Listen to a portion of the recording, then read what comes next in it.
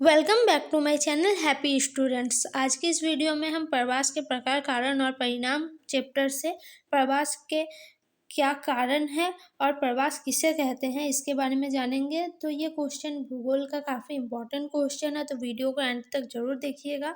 ये एनसीईआरटी पर आधारित नोट है, तो आप इससे एग्ज़ाम में लिख सकते हैं। तो फर्स्ट जो क्वेश्चन पूछा जाता है वो है प्रवास क्या है। तो प्रवास जो है वो इसके यहाँ पे 3 डेफिनेशन बताए गए हैं। परिभाषा जो हम बोलते हैं वो 3 अलग-अलग लोगों द्वारा दिया गया है। प्रथम जो है वो है संयुक्त राष्ट्र संघ के अनुसार। संयुक्त राष्ट्र संघ के अनुसार जो प्रवास का परिभाषा है वो है प्रवासन एक प्रकार से भौगोलिक स्थान परिवर्तन अथवा स्थानिक प्रवासिकता है जो एक भौगोलिक और दूसरी भौगोलिक इकाई के बीच देखने को मिलती है। प्रवासन क्या है? एक प्रकार का भौगोलिक स्थान परिवर्तन या स्थानिक प्रवासिता है जो भौगोलिक और दूसरी भौगोलिक इकाई के बीच देखने को मिलती है। एक भौगोलिक स्थिति से जब हम दूसरे भौगोलिक स्थिति की ओर जाते हैं तो इसी को कहा जा रहा है प्रवास। इनमें रहने और पहुंचने का संस्थान दोनों बदल गए हैं। इनमें रहने और पहुंचने का संस्थान बदल जाते हैं। इस प्रकार का आवास प्रवास स्थायी होता है क्योंकि इसमें मानव का निवास स्थान स्थायी रूप से बदल जाता है। बहुत सारे प्रवास क्या होता है? अस्थायी होता है। हम कुछ दिन के लिए किसी जगह जाते हैं, फिर कुछ दिन बाद लौट आते हैं। यहाँ पे ऐसा नहीं होता। यहाँ पे जो व्यक्ति प्रवास करता है वो स्थायी रूप से, वो जहाँ पे एक भौगोलिक स्थिति को त्याग कर दूसरे जगह जब जाता है तो वो उसी को अपना स्थायी आवास बनाता है। तो यहाँ पे स्थायी प्रवास की बात की जा रही है, ठीक है। अब जो दूसरा जो परिभाषा है वो डेविड हीर के अनुसार जो प्रवास का परिभाषा दिया गया वो है अपने सामान्य निवास स्थान से किसी दूसरे स्थान पर जाकर बसना या स्थानांतरण कहा जाता है, ठीक है। अपना सामान्य जो निवास स्थान है यानी आप जहाँ पर रह रहे हैं उस स्थान को छोड़कर किसी दूसरे स्थान पर जाकर बसना यानी वहाँ का स्थायी निवास बनाकर वहाँ का निवासी बन जाना कहीं स्थानांतरण कहा जाता है या फिर प्रवास कहा जाता है, ठीक है। ये डेविड हीर के अनुसार। अब जो तीसरा प्रवास का परिभाषा देखेंगे वो है जे बॉक के अनुसार, ठीक है। प्रवास शब्द आवास के उन परिवर्तनों के लिए आरक्षित होता है जो किसी राज्य के सामुदायिक संबंधों का पूर्ण रूपेण परिवर्तन या पूर्ण सामंजस्य से संबंधित होता है, ठीक है। प्रवास शब्द क्या है? आवास का उन परिवर्तन से आरक्षित होता है जो किसी समुदाय के संबंधों का पूर्ण रूपेण परिवर्तन और पुनर्सामंजस्य यानी पूर्ण रूप से परिवर्तन हो जाता है, फिर से नया होकर बसना, इसी को कहा जाता है। ये परिभाषा है जे बोक का, ठीक है। इस प्रकार सामान्यतः प्रवास को निम्न रूप से परिभाषित किया जाता है, ठीक है। हमने पहले 3 जगहों से प्रवास के परिभाषाओं को देखा, ठीक है। अब हम एक अपना जो खुद का परिभाषा है वो इस तरह से हम परिभाषित कर सकते हैं। किसी स्थान को आर्थिक, सामाजिक या राजनीतिक कारण से जनसंख्या का एक स्थान से दूसरे स्थान पर गतिशीलता प्रवास है, ठीक है। कोई भी कारण हो सकता है, आर्थिक हो या फिर सामाजिक हो या फिर राजनीतिक कारण। किसी भी कारण से जनसंख्या का क्या होता है? एक जगह से दूसरे जगह पर जाकर बस जाना, उसी को हम प्रवास कहते हैं। अब हम आगे प्रवास के कारणों को देखेंगे। तो प्रवास के क्या क्या कारण हैं? तो प्रवास का जो कारण है उसको हम पॉइंट वाइज लिखेंगे। प्रवास के जो कारण है उसको 4 भागों में विभाजित किया गया है। पहला जो है वो है भौतिक कारण। भौतिक कारणों के अंतर्गत जलवायु संबंधी परिवर्तन जैसे बाढ़ और सूखा तथा भूकंप, जलवायु के उद्गार, हिम राशियों का घटना बढ़ना, मिट्टी का अनुपजाऊ होना, समुद्री तटों का निम्नजन होना सम्मिलित किया गया है। अर्थात विषम जलवायु के कारण लोग प्रवास करते हैं। भौगोलिक कारण में हम किसे जानेंगे? जो भौगोलिक कारणों के अंतर्गत जो जलवायु संबंधी परिवर्तन होते हैं, जलवायु संबंधी परिवर्तन में बाढ़, सूखा, भूकंप या फिर जलवायु में परिवर्तन एकाएक, फिर हिम राशि जो बर्फ का है वो घटना बढ़ना, मिट्टी अगर अनुपजाऊ हो जाती है, खेती बाड़ी का काम नहीं होता तो भी लोग एक जगह से दूसरे स्थान चले जाते हैं।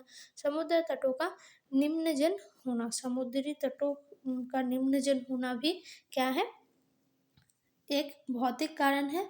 और इसको अगर हम एक शब्द में कहें तो हम ये कह सकते हैं विषम जलवायु के कारण लोग एक स्थान से दूसरे स्थान पर चले जाते हैं, इसको प्रवास कहा जाता है। अब है दूसरा जो है वो आर्थिक कारण।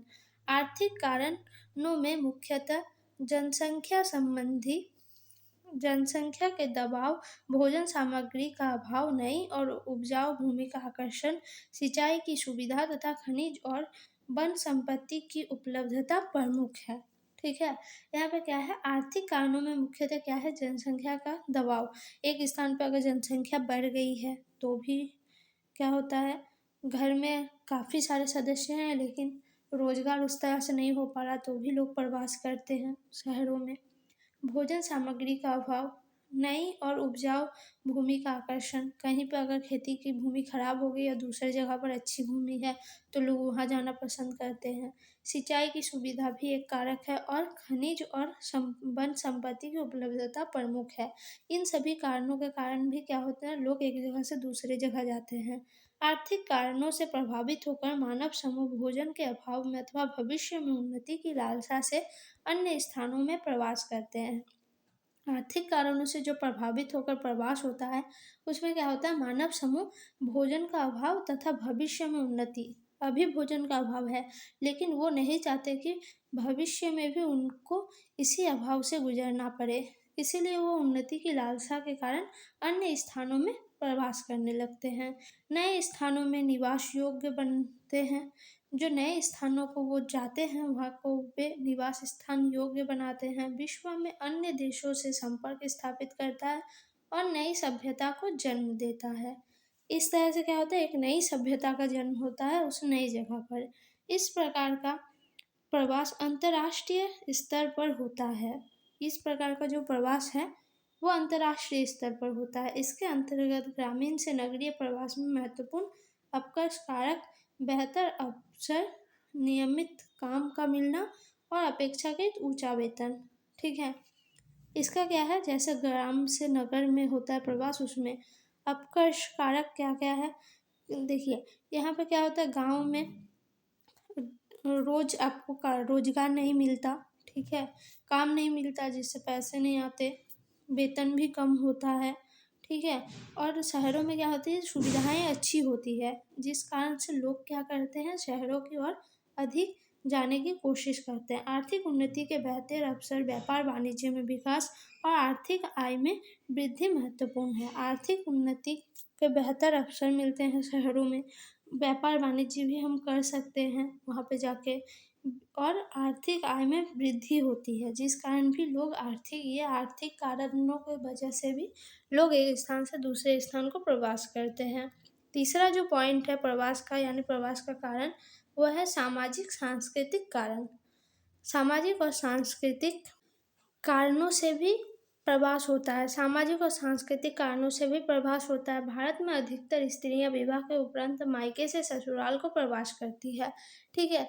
किसी एक जगह से दूसरे जगह क्या होता है, वो जाती है, विवाह के पश्चात वो ससुराल जाती है, उसका ससुराल अगर अन्य जगह है तो उसे वहाँ जाना पड़ता है। तो इस तरह से क्या होता है, ये भी एक प्रवास का ही रूप है। धार्मिक संकटों के कारण भी प्रवास या स्थानांतरण होता है। उदाहरण के लिए 1937 ईस्वी में पाकिस्तान से बहुत सारे हिंदू भारत आकर बस गए। अगर हम इसके उदाहरण देखें तो क्या हुआ, जब पाकिस्तान बना तो बहुत सारे हिंदू क्या हुए, पाकिस्तान से भारत आकर बस गए और यहीं के स्थायी निवासी बन गए। तो ये भी एक कारण है। तो हम धार्मिक कारण और फिर सांस्कृतिक कारणों को भी मान सकते हैं प्रवास का एक कारण। चौथा जो पॉइंट है वो है राजनीतिक कारण। प्रवास का राजनीतिक कारण क्या है, देखिए राजनीतिक कारण भी मानव स्थानांतरण में सहायक होते हैं। आक्रामक विजय, नए देशों की खोज, उपनिवेशों की स्थापना राजनीतिक कारण माने गए हैं। राजनीतिक कारण में क्या होगा, आक्रमण, ठीक है। अगर एक जगह पे बहुत बार क्या हो रहा है, आक्रमण हो रहा है, युद्ध जैसी स्थिति है, तो वहाँ पे कोई रहना पसंद नहीं करेगा। आप चाहिएगा जो कहीं पे गोली चल रहा है आप वहाँ पे खड़े रहे घर के पास, नहीं चाहता कोई। फिर बहुत सारा जगह पे विजय जीता जाता है जो क्षेत्र, उसके कारण भी नए देशों की खोज और उपनिवेशों की स्थापना। जब अंग्रेजों ने उपनिवेशों की स्थापना की थी तो बहुत सारे अंग्रेज क्या किए थे, एक जगह से दूसरे जहाँ पे उपनिवेश है वहाँ पे आ गए थे। तो इसे भी एक प्रकार का प्रवास ही माना जाता है। तो प्रवास के कई सारे कारण है, इसमें राजनीतिक कारण भी प्रमुख है। तो ये था प्रवास के 4 कारण और प्रवास की परिभाषा। आपको ये वीडियो कैसा लगा कमेंट में ज़रूर बताइएगा, और नेक्स्ट को आप किस क्वेश्चन के ऊपर वीडियो देखना चाहते हैं ये भी आप मुझे कमेंट में बता सकते हैं। अधिक जानकारी के लिए चैनल को सब्सक्राइब ज़रूर करें। धन्यवाद।